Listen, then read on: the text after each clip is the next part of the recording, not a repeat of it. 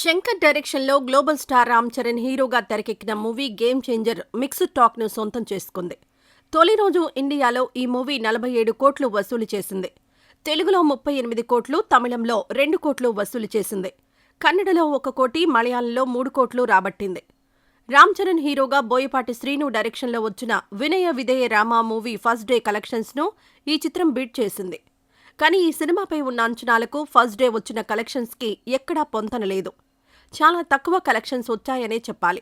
అయితే ఈ వారం రోజులు సంక్రాంతి సెలవులు కాబట్టి పండుగ కలెక్షన్స్ పెరిగే అవకాశం కనిపిస్తోంది.